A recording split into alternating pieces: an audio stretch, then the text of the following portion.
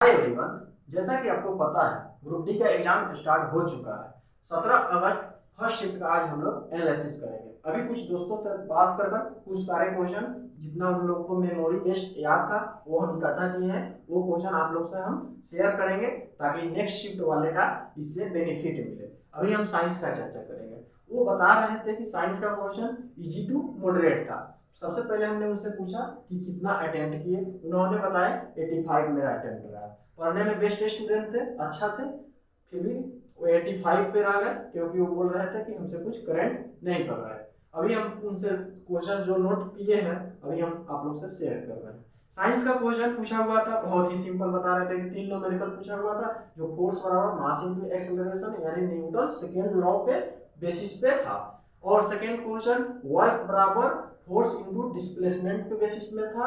जो फोर्स दिया हुआ था, डिस्प्लेसमेंट दिया हुआ था। मान लीजिए फोर्स 10 केजी दिया हुआ है, 10 न्यूटन दिया हुआ है और डिस्प्लेसमेंट 5 मीटर दिया हुआ है, तो इसको गुना करके 10 बजे 50 जूल हो जाता। और एड्स से क्वेश्चन था। उसके बाद में इसमें क्वेश्चन विटामिन सी से था। उसके बाद में खून का थक्का किस विटामिन के कमी से नहीं जमता है, ये अपना विटामिन के वाला था भी क्वेश्चन पूछा हुआ था। ये सब क्वेश्चन साइंस में पूछे हुए थे जो बहुत ही इजी थे। एक न्यूमेरिकल पूछा हुआ था इससे केमिस्ट्री थे, वो बहुत कम बच्चे बना पाए हैं उसको।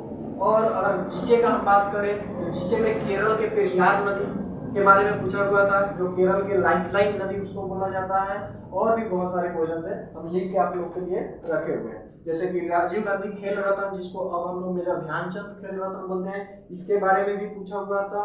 एक बुक का पूछा हुआ था, Bapu the unforgettable, Bapu the unforgettable, जिसको मनीष सिसोदिया ने लॉन्च किया हुआ है। पूछा था कि कौन से उप मुख्यमंत्री ने इसे लॉन्च किया है। भारत का नेपोलियन, भारत के नेपोलियन के बारे में पूछा था, जिसको समुद्रगुप्त के बारे में हम लोग बोलते हैं। हेराल्ड मॉडल के बारे में पूछा हुआ था कि किस पंचवर्षीय योजना के बेसिस पे एक लाया गया था।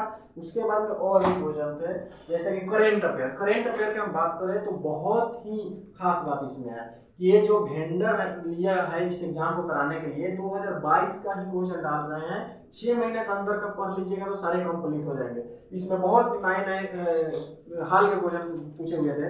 जैसे कि पूछा हुआ था कि बताइए कि एनिमल वैक्सीन के बारे में पूछा हुआ था, जो एनोकोवैक्स है उसके बारे में पूछा हुआ था। टोक्यो ओलंपिक के बारे में पूछा हुआ था। उसके बाद में ओडीआई 2022 का, ओडीआई में प्रथम स्थान कौन किसका है, बाबर आजम है इसका आंसर।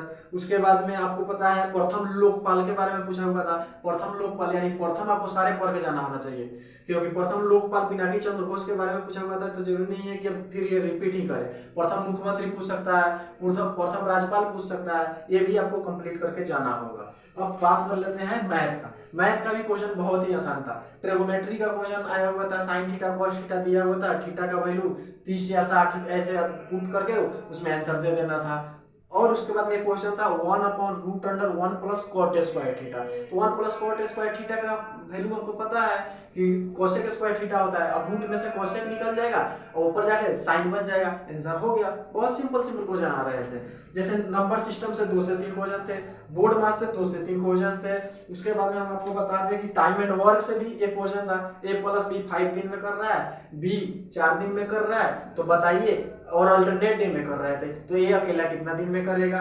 MDH मसाले पे भी क्वेश्चन पे आए थे हमेशा की तरह, A1D1H1 सारे बहुत सिंपल सिंपल आ रहे थे। मेंसुरेशन से 3 से 4 क्वेश्चन आ रहे थे। और देखिए मतलब ओवरऑल कहा जाए तो इजी टू मॉडरेट ये पेपर थे। और रीजनिंग का हम बात करें तो रीजनिंग में काउंटिंग द फिगर, जो स्क्वायर के अंदर अपना ट्रायंगल दे देता है, और काउंटिंग द ट्रायंगल ये क्वेश्चन थे। डिस्क वाला क्वेश्चन था, जो कलर दिया हुआ था, रेड के अपोजिट बताओ ब्लैक है या ग्रीन। मिसिंग नंबर जो क्यूब के फॉर्म में दिए हुए थे, 2 के पावर क्यूब, 3 के पावर क्यूब, ऐसे क्वेश्चन आए थे। कथन पूर्वधारणा निष्कर्ष से एक क्वेश्चन था। सिलोजिज्म से नहीं था, सिलोजिज्म से नहीं था। वेन डायग्राम से क्वेश्चन था, वेन डायग्राम में फैन दिया हुआ है, फर्नीचर दिया हुआ है, इस टाइप से क्वेश्चन थे। कैलेंडर से बहुत सिंपल क्वेश्चन आए थे भाई। कैलेंडर से जैसे कि मान लीजिए सिंपल 25 दिसंबर 2012 को कौन सा डेट होगा, ये सब क्वेश्चन था, कौन सा दिन होगा सॉरी। प्रॉफिट एंड लॉस से 2 क्वेश्चन थे। उसके बाद में आपको बता दें कि सर्कुलर क्वेश्चन, अपना टेबल, जो टेबल पर हम लोग बैठते हैं ना 6 आदमी, उसमें सीटिंग अरेंजमेंट, 6 आदमी बैठा था उसको बैठा देना था, बहुत ही सिंपल थे। ब्लड रिलेशन के भी बहुत सिंपल थे। डायरेक्शन डिस्प्लेसमेंट वाला क्वेश्चन एक आया हुआ था, ये भी बहुत आसान थे। अगर ओवरऑल मिला के हम लोग बोले तो पेपर बहुत ही आसान आए थे दोस्तों। इसलिए आप लोग को घबराने की बिल्कुल चिंता नहीं है, जरूरत नहीं है, क्योंकि आपको इसी के बेसिस पर अब आप नेक्स्ट फेज की तैयारी कर सकते हैं। आप अगर चाहें तो अब घबराए थोड़ा भी नहीं, क्योंकि अगर आप घबराइएगा तो आपका जो तैयारी है वो और गड़बड़ हो सकता है। सो आप लोग से रिक्वेस्ट है कि आपका जो तैयारी है इसी पर आप कॉन्फिडेंस लाए और आप एकदम अपना रिजल्ट दे देंगे, ये हमको पूरा विश्वास है। जय हिंद।